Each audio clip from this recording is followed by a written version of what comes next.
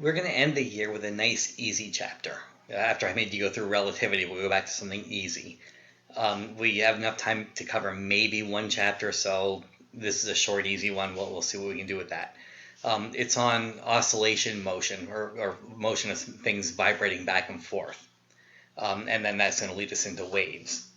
So it's useful stuff, because this discussion of what we call harmonic motion and waves ultimately leads into sound waves, light waves, optics, and all that good stuff.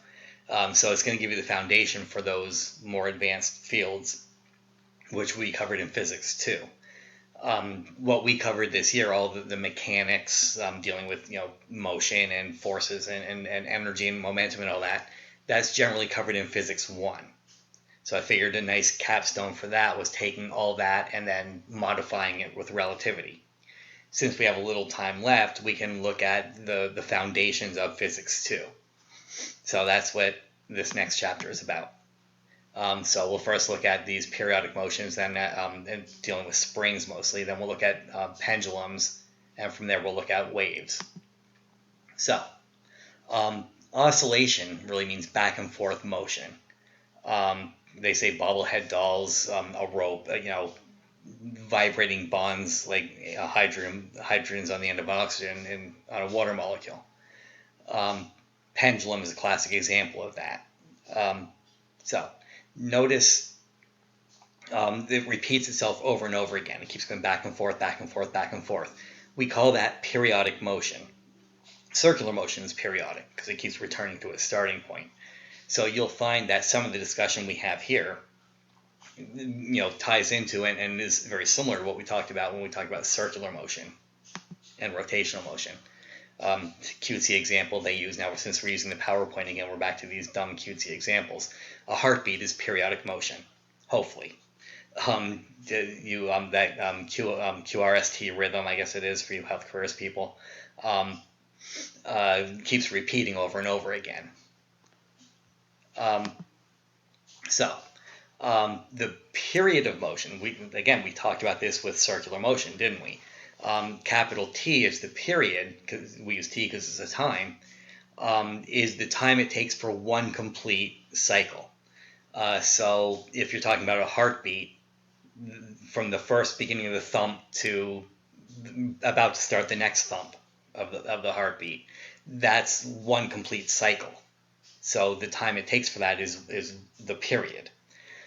For a pendulum, if you start it off on the left and release it, it swings to the bottom, to the right, to the bottom, and back to the left. Yes, I actually did it with my hands, even though you can't see that. That's one period. So the period is essentially there and back. Okay, one complete swing of the pendulum is there and back. So that's the period. And that's measured in seconds. Now, seconds per cycle. Cycle's not really a unit, so just seconds. So a period's measured in seconds. If you have a very long pendulum, it might have a period of 2 seconds. That just means it takes 2 seconds to swing and back to where it started. Okay? Frequency. Now, again, we use F for frequency. For you chemistry survivors, I know we used to use the Greek letter nu for frequency, but in physics we use F. So the frequency is the reciprocal of the period, and that's in cycles per second or just per seconds. Okay? If you take the period, my pendulum from before I said it had a period of 2 seconds, take the reciprocal of that is 1/2 or 0.5 hertz, and that's the frequency. Okay? It completes 0.5 of a cycle every second, or half a cycle every second, because it takes 2 seconds. All right? So here they show mathematically frequency is reciprocal of period, or F equals 1/T. Again, notice periods in seconds, and so frequency is in per seconds, reciprocal seconds. The name we give to that is the hertz. We talked about this before, but again, doesn't hurt to recap because it's been a while. By the way, they point out that for things like radio waves, where we're talking about light waves traveling ridiculously fast, we might talk about kilohertz, megahertz, or even gigahertz. Okay? For regular-sized water waves, just regular old hertz is probably fine. Now, they give some sample frequencies of things, whatever, okay? Housefly does its wing at a frequency of about 200 hertz. Who cares? No one likes houseflies. So, again, you know how to do these conversions. You don't need to see this here. If they give you it in beats per minute, you can easily turn that into beats per second because you know there's 60 seconds in a minute. I won't spend a lot of time on this because you guys know dimensional analysis and you know how to do the reciprocal to get the period. Okay? But again, if you want to look over that more closely, you certainly can. One type of harmonic motion that we often use to discuss this, because it's a very clear-cut example of it, is a spring with a mass on the end of it. Now, rather than having the mass dangling from the spring, usually we put the mass on a frictionless surface and attach it to a spring which is attached to a wall. And then we let it oscillate back and forth, so it's going to slide the mass along the frictionless surface back and forth as the spring oscillates. So as that spring oscillates back and forth, that's repeating motion or periodic motion. And it's a type of periodic motion that we call simple harmonic motion. Now, you already know about simple harmonic motion. It's any type of motion that obeys Hooke's law. If you remember Hooke's law, F equals minus kx, right? Where k was the restoring force. You remember doing that when we were talking about springs, right? So, anytime you have that kind of situation where, let me actually escape out of here and draw it. I guess I should clear this first. That was my chemistry stuff. So there's a wall, there's a frictionless surface, I have a spring, and then a mass attached to the spring sliding on the surface. Now, if I push the mass back a distance x, the spring will apply a force pushing it back outward, right? If I leave it alone and don't push it, it's going to naturally come to the location where I drew it. We call that the rest position or the equilibrium position. But if I push the mass this way and compress the spring is going to push back with a force to the right, and that force is always pushing back toward this equilibrium position. So we call that force the restoring force because it's trying to restore equilibrium. If I push to the left, the restoring force is pushing toward the right back to the equilibrium. If, on the other hand, I were to pull the spring outward over here, so my x is over in the other direction, the restoring force will pull back toward the equilibrium position again. So that restoring force is always pulling you back toward this equilibrium position. The spring's always trying to get back to right here. Now, you remember, we saw that F equals minus kx way back before the whole plague, right? That was Hooke's law. And again, anything obeying that law will move in harmonic motion, in simple harmonic motion. Notice that I took my spring and I compressed it to right here. I release it. Now, it's going to get pushed this way by the restoring force. Now, since there's a force, it's accelerating.